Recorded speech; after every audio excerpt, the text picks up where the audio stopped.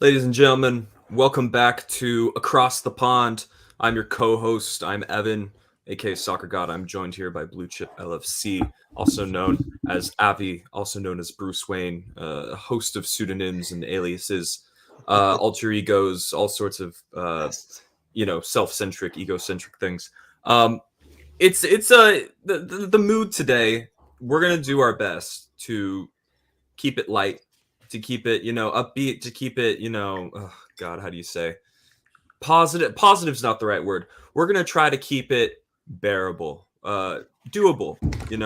We're gonna try to keep it tolerable because, as we know, the temperature and the mood around Liverpool currently is not great. Um, I would No, put it perhaps at no its worst. shit, no shit, Sherlock. Yeah, no shit, Sherlock. But we have to do these formalities. We have to do all these things.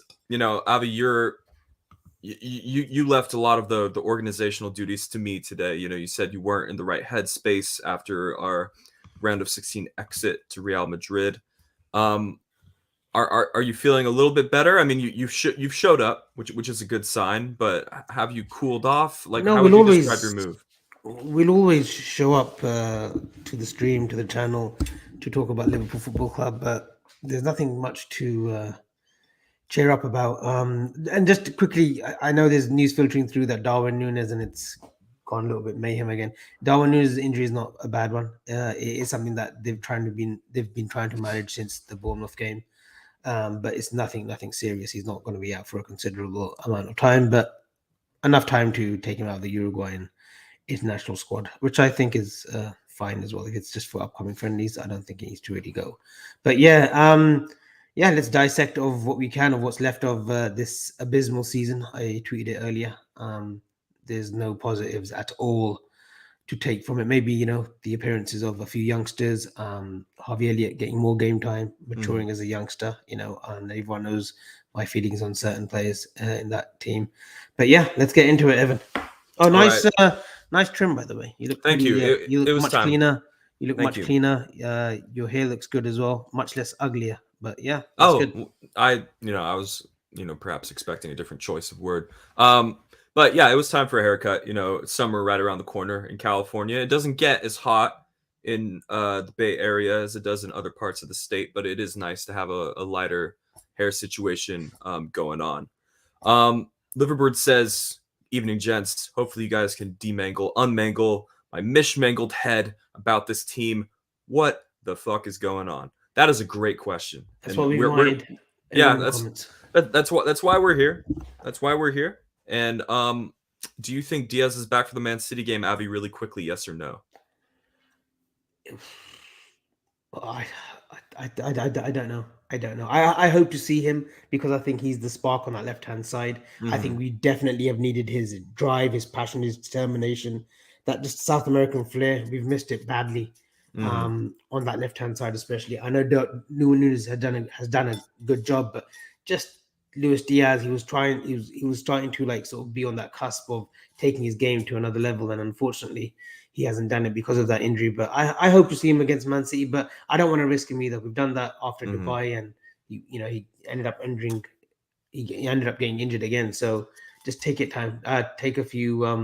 Take a few more weeks yet. But I think April 1st is a long time, so he probably will be back. Gotcha. Stefan says, "Big up to my two favorite football experts." He's That's great. he's the expert. He's the expert. You're pointing the I'm wrong no way. expert. I'm just Yeah. here, just Yeah, you're just here for the vibes, for the comedic just here for relief. the vibes. But yeah. So obviously we exit the Champions League, Avi, a bit unceremoniously. For 15 beautiful minutes at Anfield a few weeks ago, it looked like our Champions League dream might be continuing. That obviously ended the way it did in the first leg. And then Liverpool went out into the second leg. It was going to take a miracle. Obviously, there's some parallels there to our infamous comeback against Barcelona 4 years ago now. Crazy to think about. But the main difference, that was a great Liverpool team that came out and did that amazing comeback against Barcelona. This is not a great Liverpool team. It was going to take something special in all departments to uh, effectively even force the game into extra time. So I know we didn't want to tempt fate and you didn't want to jinx it and you wanted to say a never say die attitude, but it was a tall order for a Liverpool team that's just generally so dysfunctional and inconsistent, right? Yeah, we always live in hope, especially this Liverpool team, because we know that we've seen worse Liverpool teams than the one that we're seeing now come from, come from behind and perform miracles. Yeah, it was just trying to be positive prior to the kickoff at Bernabeu, and I thought we would do it, but yeah, we just fell short. I think what's more gutting is that we didn't lay a glove on them, Evan. I think that's No. been, I think a lot, I think that's been said on Twitter for the last 48, 72 hours.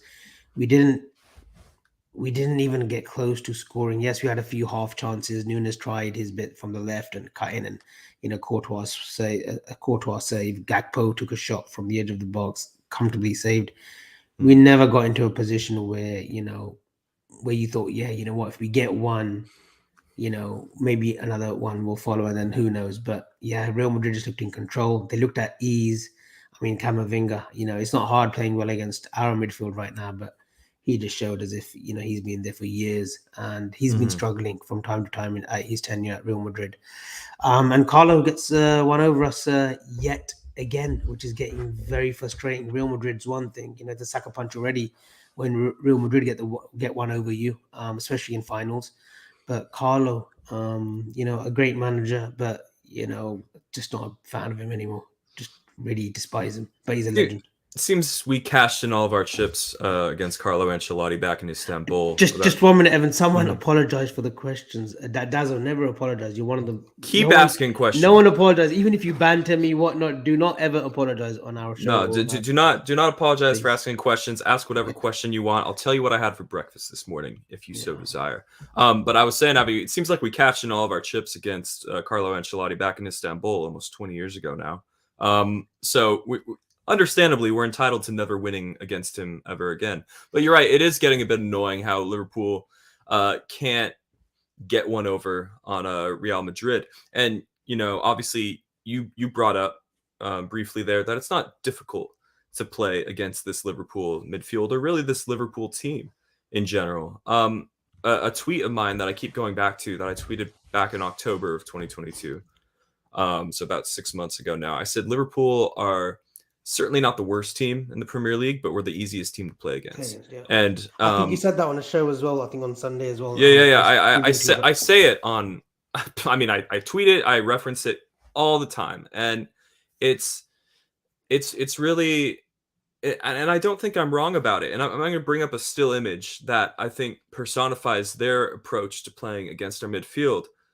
Avi, articulate to me what's wrong with this image, because I don't think there's any wrong answers to what's wrong with this image. This was Liverpool's pressing shape against Real Madrid at the Bernabeu, and we've seen a similar one away to Brighton, infamously, and we're certainly not making it difficult for them to sort of get out, because what I've noticed is that occasionally one of the front three will apply some pressure to the defender on the ball, but largely speaking, they have time and space to pick out whatever pass is necessary to bypass this midfield.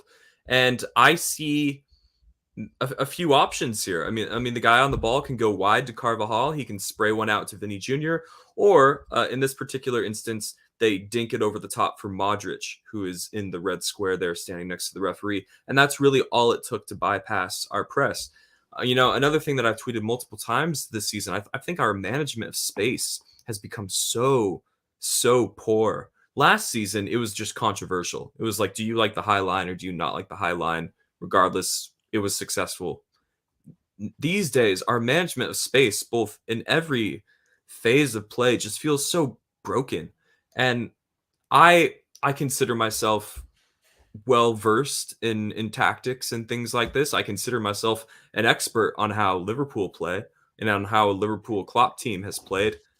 I can't make sense of this. And as we saw multiple times throughout the second leg, Madrid picked any one of these three outballs, and that was it. Just like that, our midfield and our whatever, if you would call it, a press was bypassed. This image has been keeping me up late at night, Avi. I don't know if you have any thoughts on it. Yeah, and I just want that wasn't Militao on the ball currently. Who was it? It was his centre back alongside him. Who was the centre back alongside him? Who's the one who's on the ball? The one, so that I think is Nacho. That's Rudiger above him. Above him, okay. Yeah. So you look at Modric and you look at Camavinga, and I believe that's Jota in the middle, right? Yes. Okay. Now look, I can't even point because I thought I could point. But you look at Nacho, he's going to give the ball either to a Modric, right? And I think Gakpo's behind him, and Fabinho is a little bit more to the bottom left, right? Modric is a great ball carrier. He's very progressive with the ball. A drop of the shoulder, they're away. You look at the space, you look at the player alongside the referee, occupied, right? You look at that quadrant. He's by himself in that little quadrant of space, half space, whatever you want to call it. But you look at Camavinga again, very comfortable on the ball. You don't give these kind of players space. I know it's hard because they're especially Modric. He's a world-class performer. He's been doing it for the best part of 20 years now, nearly.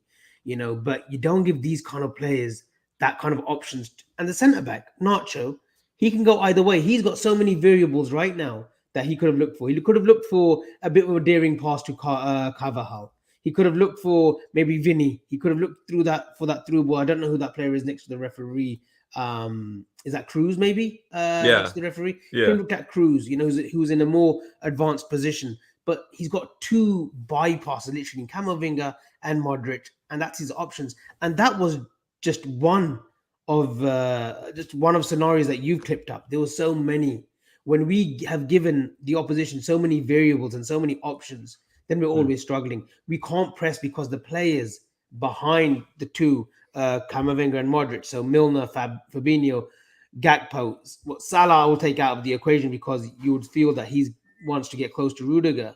He would be looking at him, but you look at those three, they're not quick presses. They haven't been this season. Fabinho, yes, he's last few weeks he's been anticipating very early, but in terms of speed, no, we were always against the clockwork when it came to pressing and compiling pressure, especially on the likes of Camavinga and Modric. It was non-existent.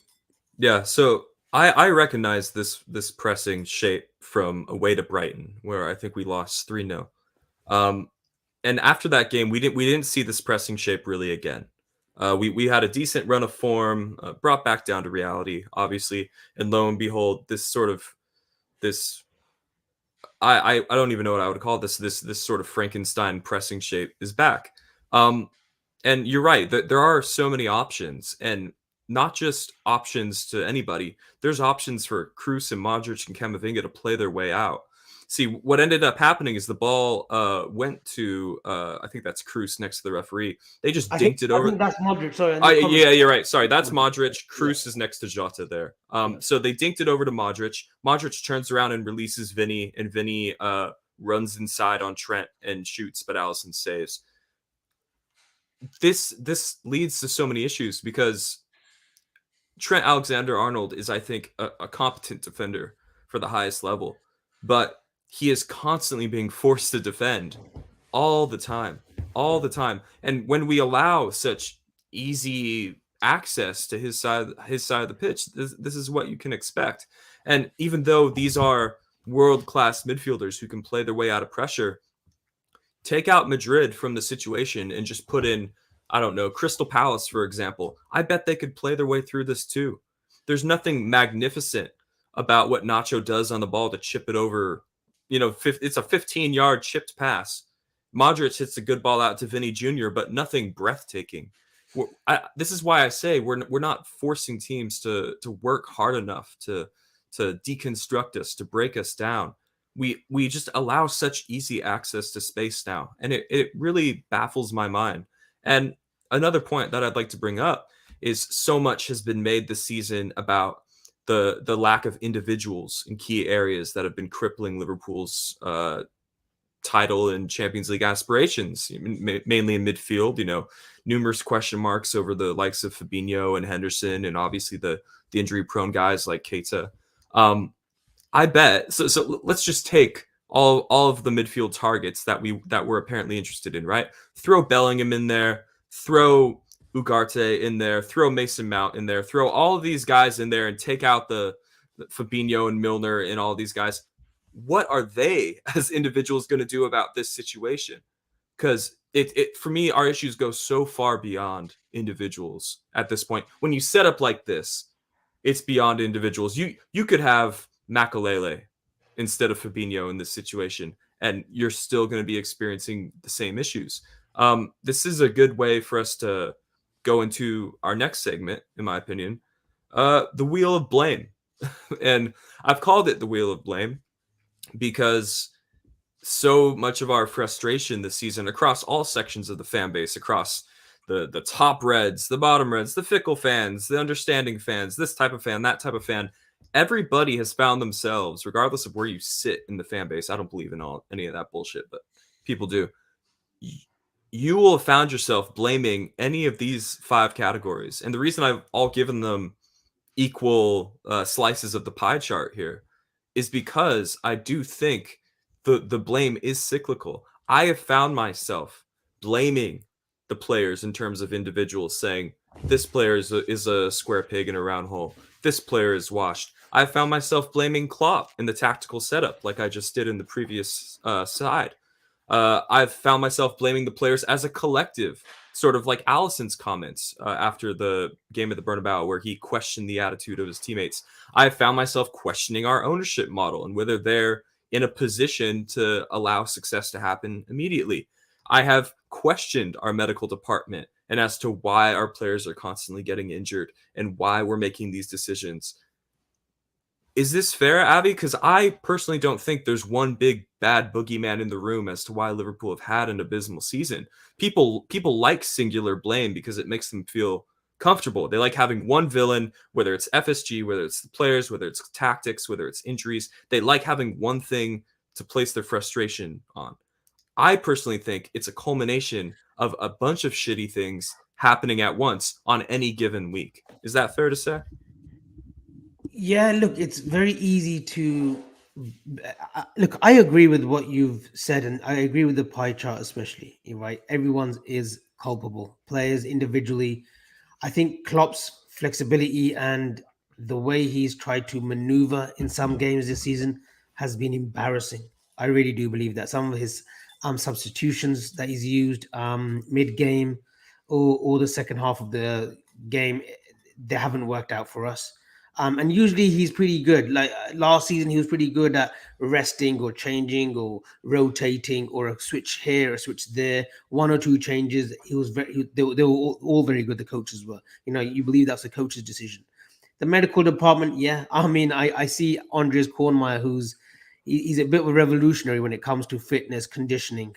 He's been getting blamed, which I think is a bit unfair. I think the medical department, there's not a lot you can do. At the end of the day, these are all training methods. If we're running the players to the ground, players who have been there for over 3-4 years, their bodies will break because Klopp demands so much. Similar to Pep Guardiola, but Pep Guardiola has he's got the luxury of switching his squad up. He can buy and sell as he pleases. We don't have that luxury.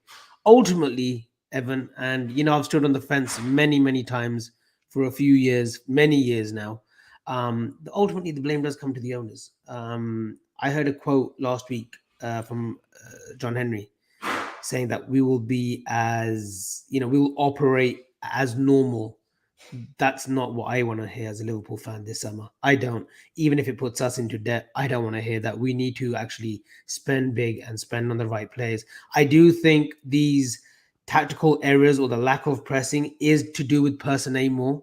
I do believe that. I think once we see a influx of midfielders come in, the right midfielders come in, I think we will see a change in tact and the approach on how we defend against quality teams and the lesser teams, like the low block teams.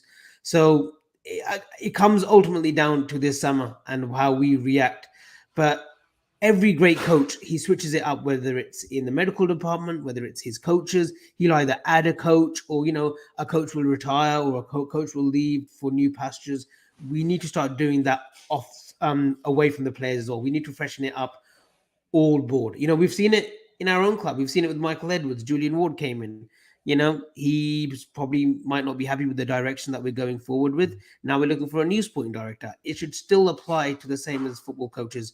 Buvac was at the club, fell out, we know, with the Klopp, and in came sort of Pep Linders. I think he was coming back anyway. I mean, I think he was there already. And I'm not saying Pep Linders is the fault here. I'm just saying that we do need to maybe look at another coach with another idea. We are entering another era, a new phase of football. And Jurgen needs to look at his backroom staff and say, yeah, look, we do need to make improvements too, just not on the players, but on the pitch side and training, department too. This is important to talk about because we so rarely get insights into how the players actually feel. And Allison stated in no uncertain terms that the attitude of Liverpool's players as a collective at the Bernabeu was lacking. Allison is in a position to say that. He was our man of the match. He's absolutely been our player of the season. In my opinion, it's been really frustrating to watch how incredible Allison has been, and I think he's improved in the last 3 years actually. And for us to sort of just wasted, a prime year of this once in a generation goalkeeper.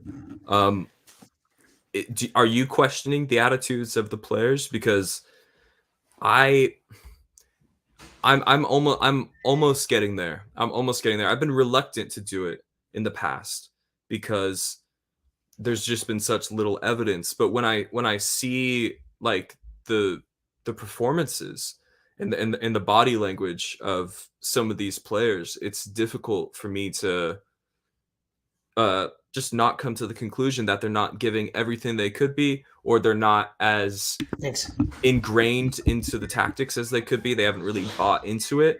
I'm a bit torn on this one because you have Allison stating very candidly that he thinks there's a lack of attitude.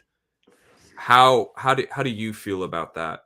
How much truth is there to that? How deep does this issue resonate for you? Yeah, I've got 3 things to say, Evan.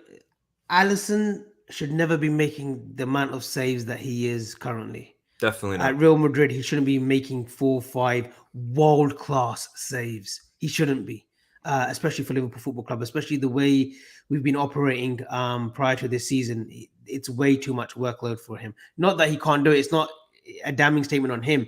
It's more of where we're at as a football team, where the functionalities are, the lack of functionalities in midfield, in the front 3, even from defense, because the pressing starts from the front, making far too many saves. And of course, we've got to question the attitude.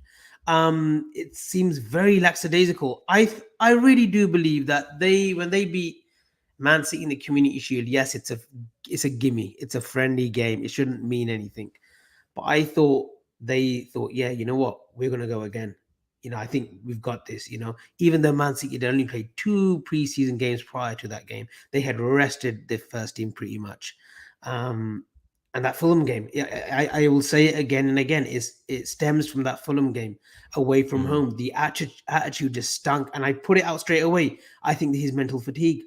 I think going 60 games last season in every competition and not winning one of the big 2. If they had won one of the big 2, Evan, I think they would have been okay this season. I still think they would have had a bit of a fallback, but I think they would have been okay. I think that we would have been in top 4 by now.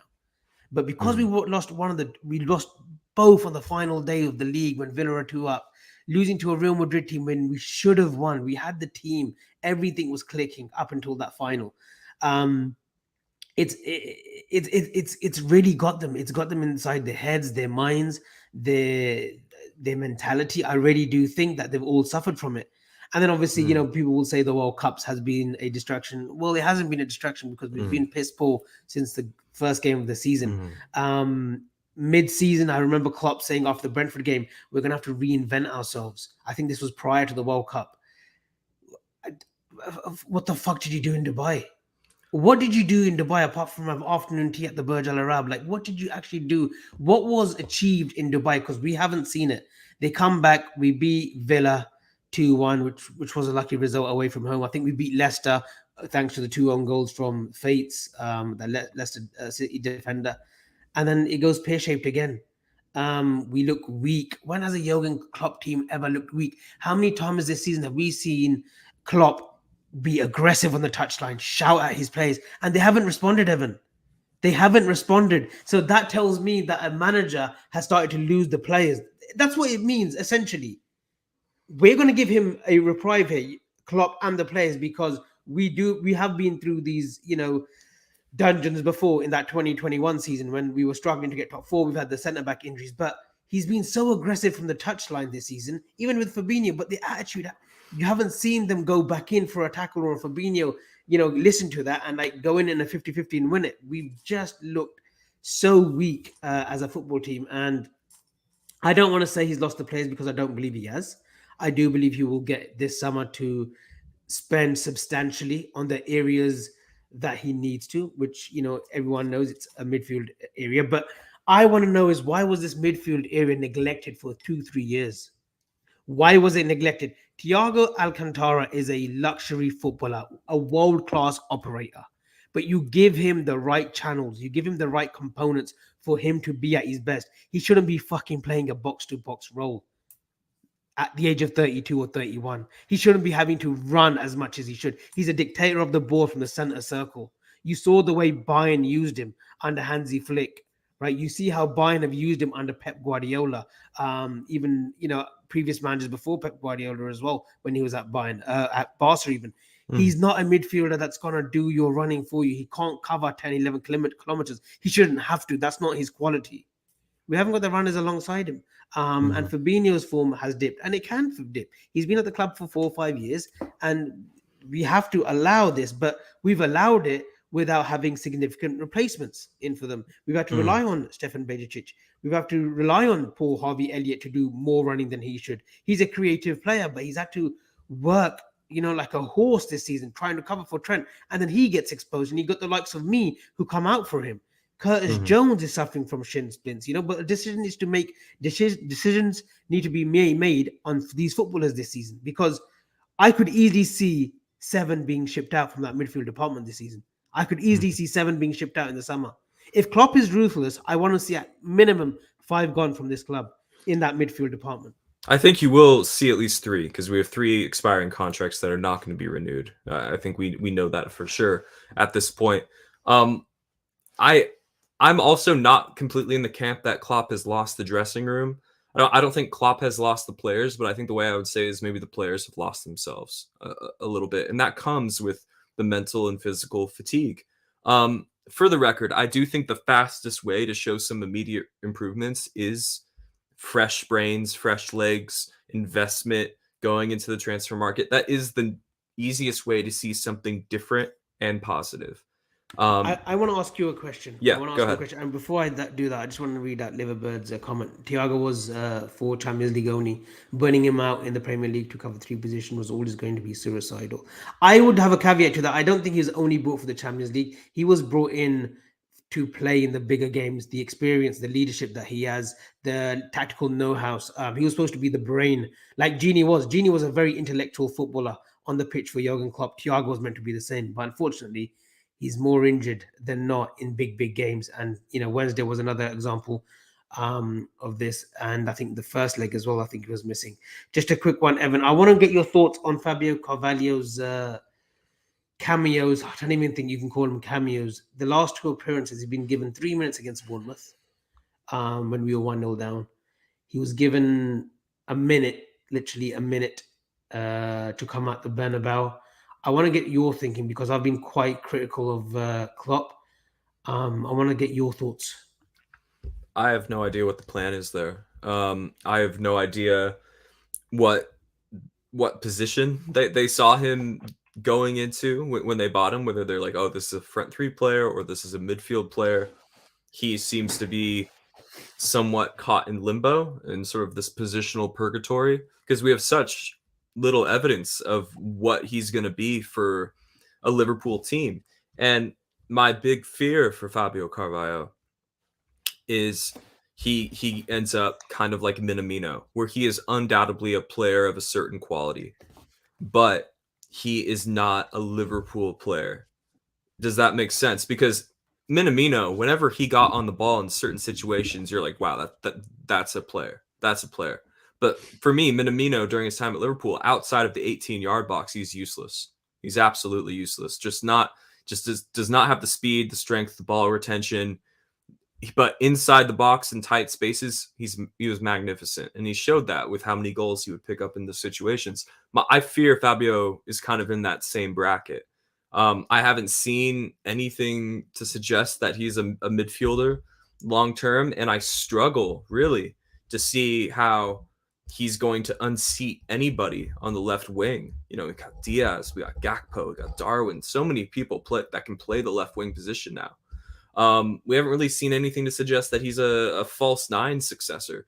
So we really just have nothing but question marks over Fabio. And it's really such a shame because you would imagine that, you know, if he had stayed at Fulham, or at least been loaned back to Fulham for their first season back in the Premier League, he would have gotten infinitely more game time. He'd probably be a, you know, 30, 40, 50 million pound player by now. So I think we have nothing but question marks over Fabio. I have no idea how to class him in terms of where positionally. I have no idea where his long-term future is, whether that's Liverpool or somewhere else, and I have no idea what his positional future is or his positional present is. We have such little evidence and such a small sample size to go off of, and it's really disappointing because you wonder all sorts of uncomfortable things. Is there an attitude problem there? Does he not have the high IQ? Has he rubbed the coaches the wrong way?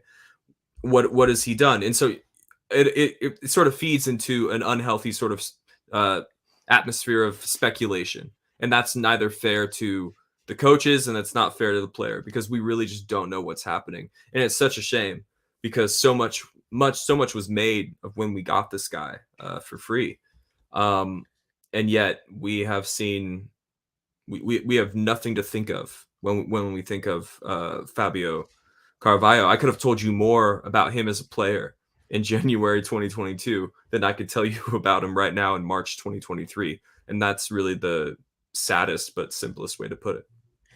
And the smart decision should have been to sign him as they were going to. He is a young talent, and we're not writing him off, especially, you know, me or Evan. We're not going to write him off straight away. You know, he's 20 years old. He's still learning his craft.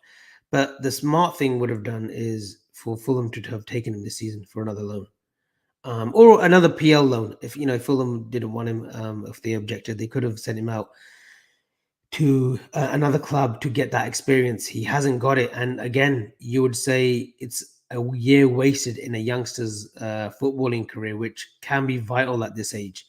You know, we've seen the injuries that, you know, Curtis Jones had momentum when he scored that wonderful goal against Everton, but his playing time was, you know, severely sort of restricted because we were going for the league, and, you know, he got a bit of playing time in the season where we had, you know, loads of injuries with the centre backs and the midfield area. But again, you know, last season his playing time was spared, you know, and you do hope that these youngsters get the playing time to see where, you know, to see where their direction is or whether they can fit into this Liverpool team, because we've got big decisions to be made in the summer with Fabio Carvalho and the likes of Curtis Jones and maybe a few other youngsters who are coming back from loan. Like, you know, what are we going to do with them? Are we going to sell them or send them out on loan again?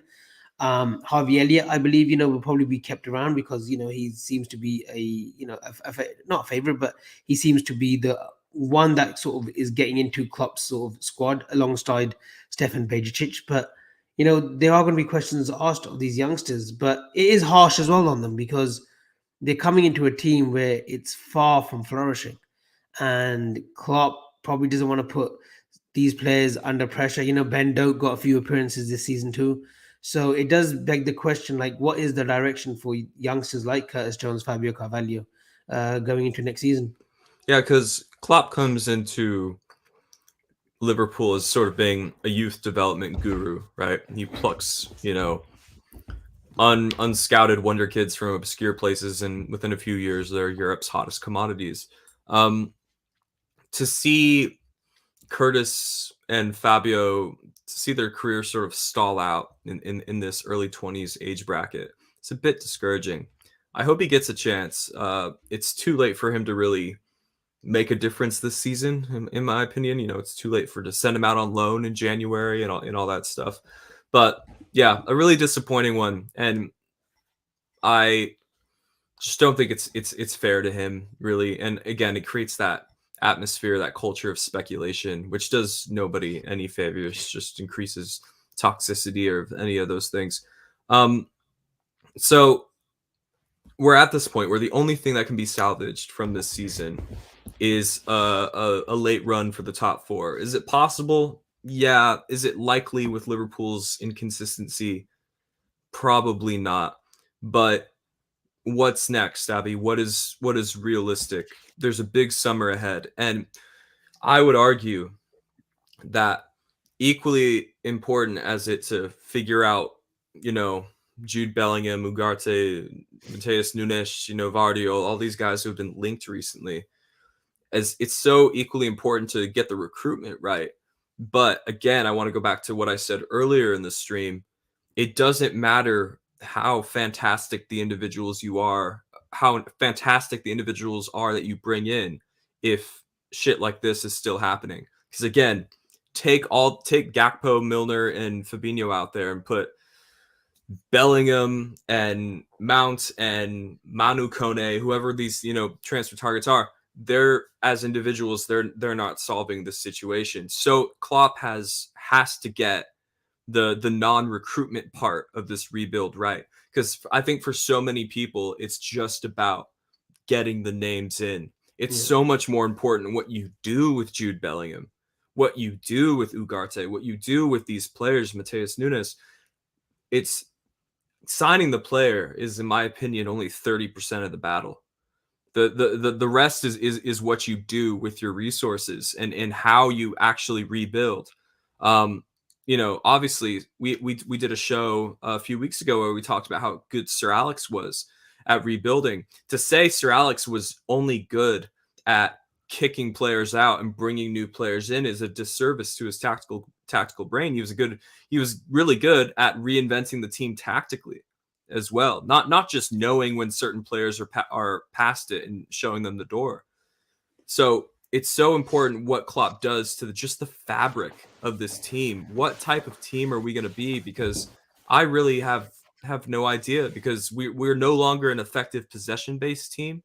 We seem to be more of a transition-based team, which makes sense when you have Mohamed Salah and Darwin Nunez and these sort of physical specimens like that. But I think if we get these fantastic individuals, all of these midfielders that everybody wants, and yet we're still setting up like this, it's not going to do much good. So I think what is realistic is getting Jude Bellingham and Ugarte, getting these guys in. I think that's realistic. The less realistic part of it is rebuilding the team in a manner that makes them instantly effective and turns us instantly back into the team that we want to be. But whether we're going to go back to being an effective possession-based team, I'm not so sure. So what's next for Liverpool in the summer? Not just recruitment. What's realistic? What do you think has to happen? Once the season's over, he needs to, and I'm saying Klopp needs to assess the squad first and foremost. Like, give it a few days, assess his squad, and really, really decide on who's gonna go through the war, through the trenches for him again for the next sort of 3 4 years, 3 years, say. Who's ready for that? Really, who's gonna stomach that? Really, who's got the stomach for that next cycle? Because there are more than a few footballers at the club that haven't got the stomach anymore. Evan, um, some players that we obviously have been fans of, who have seen the cycle, who have tasted the success. I just don't think they've got the legs anymore. Then he needs to look at recruitment, and I would be shocked if we're not talking to a few footballers now, a few midfielders now, or a defender or a forward right now, because if we're going to miss out on top four, the next thing is, okay, how do we entice the player that we're interested in? It's got to be Klopp. Klopp is he's the biggest pull. He will have to map out a plan, formulate a plan for a signing of like Jude Bellingham. Why should Jude Bellingham sacrifice 1 year of Champions League football? What is it to him to come to Liverpool? Okay, he's a fan, his family are fans, but ultimately, and unfortunately, it's a business now. Man City could offer him 300,000-400,000 a week. And that might say, okay, you know what, you're not in Champions League football. If you were in Champions League football, I would have signed. But Man City are there. They're going to be challenging next season. I don't know what the direction is of Liverpool for the next year or 2 years. I need to worry about my development. Pep Guardiola is a world class manager, so players are going to be obviously now sort of doubting of where the what the plan is. But again, with Jude Bellingham, you'd assume, and I'm saying Jude Bellingham because he is the talk of the town, and you do Mhm. believe that a word that I used on Wednesday with Asim, I was going back and forth with him, was groundwork. I do believe that we've spent the best part of 2 years on. There he is. Yeah, surprise, surprise! Look who's turned up. You do believe in the last 2 years we have spoken to Jude Bellingham. We've not spoken to Jude Bellingham this week because Dortmund have given us permission. It doesn't work like that.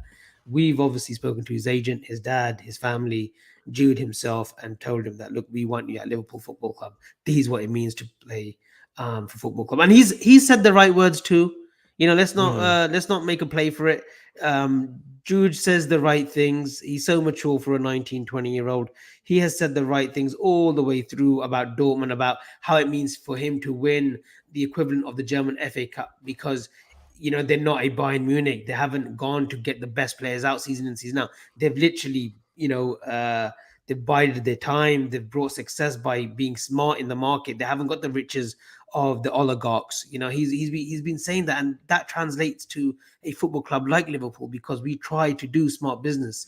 We haven't got the luxuries to do what Chelsea have done, or Manchester United at times have done, or what Manchester City are doing, or what will Newcastle potentially do this summer. We haven't got that luxury. So, he said the right words. He's flirted with a few, and so have our boys, Jude, Jordan, Trent, during the World Cup. We've all seen the videos. So, I do believe that deal is pivotal in the shape of how Klopp wants his team going forward for the next 2-3 years. I was talking to Dave Hendrick on Anfield Index a few months ago, and I said that the Bellingham saga has been going on for so long, and it's been so drawn out, and it's been just discussed and revisited so many times that I said that I'm a bit sick to death of his face, and his I'm just sick to death of talking about him, to be honest, because it's now like, are we gonna, are we gonna do this or what? And I said that I worry that it's been going on for so long, and our season has been so abysmal this season. Um, I'm worried that we've placed sort of a savior complex around Jude Bellingham. Because it's been, like I said, it's just been rehashed so many times, and he's being, for the price and for the hype and for all of the anticipation that has gone into this saga, I feel like he's sort of seen as this messiah-like figure who's going to come in, snap his fingers, and change our midfield and sort of plug every single hole. We need to Evan, remember that. We need to remember that at his age profile, he's still a project, right? yes, but Evan, it also reminds me of, very similarly to when we were pining for Van Dijk. Mm-hmm. We had Mm-hmm. tried Lovren, Matip, Lucas Leiva, even Dallas Dunn at centre back, Clavan. We were getting all these names thrown at us. Jurgen Klopp wanted one man, and that was Virgil van Dijk. We've seen the stories. We've heard the Mm-hmm. stories of 2017 at Blackpool. We didn't get him. Southampton reported us. When we got him, Virgil van Dijk, we as a club, as a football club, and I'm not saying he's bigger than the club by any stretch of the imagination, but Virgil van Dijk brought this aura to this football club. Like, we knew instantly that he was the missing jigsaw for us to become title challengers to City, to Mm-hmm. push them to get into Champions League finals, to win Champions League finals, to win a league title. Virgil Mm-hmm. van Dijk was imperative. I do believe that Jude Bellingham is that player if he does sign, even at the age of 19, even at the tender age of 19, 20. He is that important for us to get over the line. I don't think there's a player out there that can do what he does. I don't think there's a player out there that will have as much passion and drive in coming into Liverpool once he signs as a player. He is the next. He's the next Frank Lampard, the next Scholes, the next Steven Gerrard. He is that good. He is that good. Um, But I guess my question. Let me rephrase it then. at 19, 20 years old, is he going to come in and be the answer to all of our questions? I agree with you that guys like Van Dyke, Allison, and to a slightly lesser extent Fabinho, these are transformational signings. I remember um, before Van Dyke signed, it felt like we were going to concede from every set piece. Then, literally, the second he signs, it's like, will we ever concede from a set piece again? It's the aura. It's what he can do to. It's what he can do in isolated situations. I totally agree that waiting for your man and no plan Bs, that sort of patience and commitment to a certain type of transformational signing has done wonders for Liverpool in the past. I'm just wondering if for the price tag at his age, is it going to be something that's going to be transformational immediately? Or is it going to be one of those things where Jude Bellingham, it might take him 2 to 3 years to have a Van Dyke like impact? Because how old is Van Dyke when he signs? 26? 26, 26, 20, 27, yeah. yeah, 26, something 27. like that. I think with Jude is though, I think he's ready, Evan. He says the right things. He's very mature. He's very well grounded.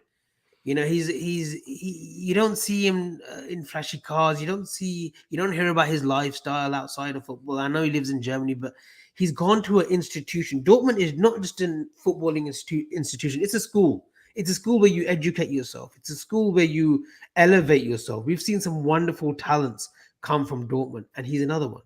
Jude Bellingham is another one. And people might refer to like, oh, what about Sancho? He hasn't really done it. Sancho should never have gone to Manchester United. Put it that way. Let's see if Ten Hag can get a tune out of him. But that move was totally wrong for him under Ole Gunnar Solskjaer, and the way he had sort of his team, the makeup of that 11 and where he was going to fit Sancho. Sancho was not a fit for Manchester United, but look, that's his loss. Jude Bellingham is a fit for Liverpool. We're crying out for a player of that ilk. And yeah, you say it could take 2-3 years.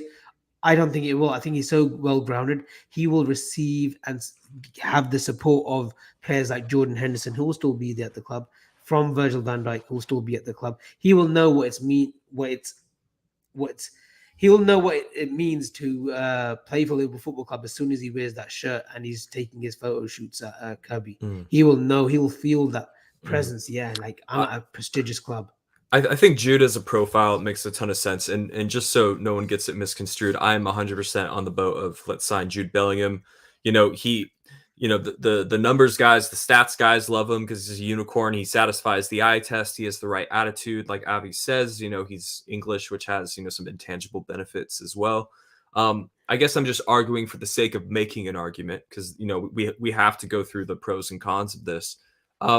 May I also point out, Avi, that Van Dijk and Allison and Fabinho, the guys signed in that 6-month period, they are coming into a Liverpool team on the way up.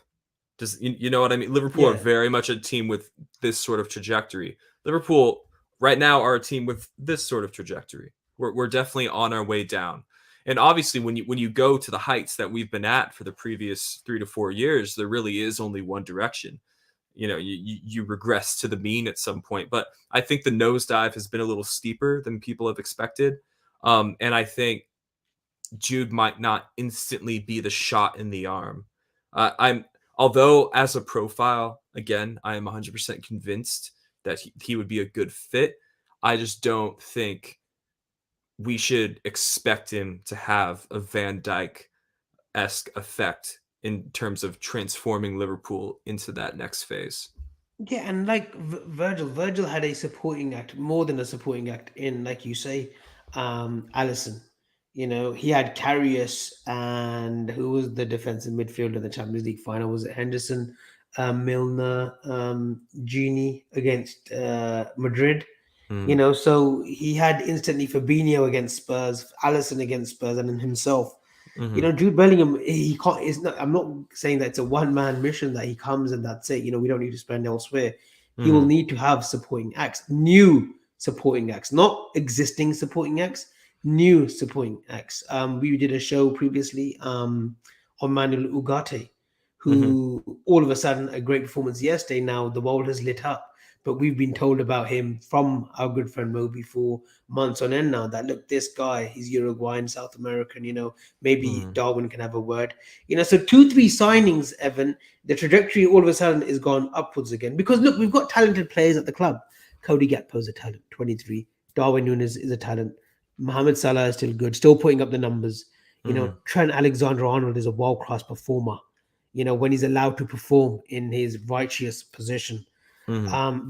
Virgil van Dijk, Kanate. Virgil still got 2-3 years at the highest level. Kanate is going to get even better next season. Robertson. Yes, we probably need better cover on the left hand side, but Robertson isn't finished by any stretch of the imagination. Allison is into that age now of 30. From 30 to 34, that's a goalkeeper's peak if you Yeah, really that's think their about it. From prime. 30 to Yeah. 35, so Mhm. this team is still. It just takes 2-3 components to come in Mhm. for us to be that well-oiled machine again, to start, Mhm. performing and challenging the very best in the business. In terms of actual players going in and out, I personally don't think it needs to be as dramatic as some have made it out. I've seen people saying 12 departures, 8 incomings. Like calm down, calm down. I've seen people saying, Robertson and Trent need to be replaced. At the very least, they need adequate backups. I'll give I you think that. what But hasn't helped Trent's position this season is the lack of availability on that right hand side. Calvin yeah, Ramsey, we knew signing him, he had a little bit of an issue with his growth. He's just a growing lad. Unfortunately, that's what happens when you're a growing lad. You do get back stress fractures, you get injuries, and your body's growing. But he's completely out of the season. I think he had an ACL. I don't want to say that, but he had a serious injury, which has keeps him out till next season. And right mhm. back, we've had to put Milner in there sometimes, makeshift Joe Gomez in there. So it hasn't helped Trent either. But I do agree, though. Next season, Trent and Robbo, they do need serious competition. I mean, Simicast is okay. Simicast gets he assists. He does. he's And good. he's, He's good he's an able enough. study. Yeah. Yeah, at home at Anfield against weaker opposition. Kostas Tsimikas, an able deputy, absolutely. Um, and I do think the tactical switch ups this season have been extremely unkind to those on the right side of the pitch, especially. I think whoever's playing in the right hand side of central midfield, whoever's playing right back, whoever's playing right wing, I feel tactically have suffered probably the most. But it's a big summer ahead, on and off the pitch. Um, I just obviously Jude is such an exhausted topic, but I felt like I wanted to ask you these questions because I've obviously had these conversations with Dave and with others before Yeah. about sort of the ethos of going for Jude Bellingham for that amount of money for that age profile, and it's an interesting debate, but there is sort of a sense of inevitability around it. Um, any final thoughts, Abby? Perhaps a message of uplift and positivity. How are Liverpool fans like you going to be getting through the international break? Um, how am I gonna? I suppose doing more shows helps, or it's therapeutic. So doing more shows with you, and we'll switch it up next Friday. We'll think of something else. We'll think of Just watching something a fun. lot of European football. By Leverkusen, I am very much on their tail this season. So much so that I want to get their jersey. Dazo just asked a question. I think he's been brilliant since Alonso's come in, Jeremy Frimpong. But I think Manchester United are favourites on getting him. So Interesting. Dazo, yeah, there's rumors that United want him. But yeah, just educating myself a little bit more, just watching a little bit more of the Bundesliga. I'm very fascinated by what Jabi Alonso does at Bayer Leverkusen. Hmm. I think it's a 2-3 year project for him, but if he can turn them into title challenges within 2 years, I think that would be a great job that he's done there. And with Klopp potentially going in 2026. I've always earmarked Jabi Alonso as a great manager, the next Liverpool manager, if ever. So I never was one of those under Steven Gerrard. But yeah, look, you know what? All this Jude talk, I'm more fascinated again, I'll say, Evan, by Mateus Nunes. I'm I more excited about Mateus Nunes coming to Liverpool Football I Club. and I and I don't want to waste anybody's time because we're approaching an hour at this point. But I have firmly been on this train for quite a while. I remember you and I talking about this player in last summer.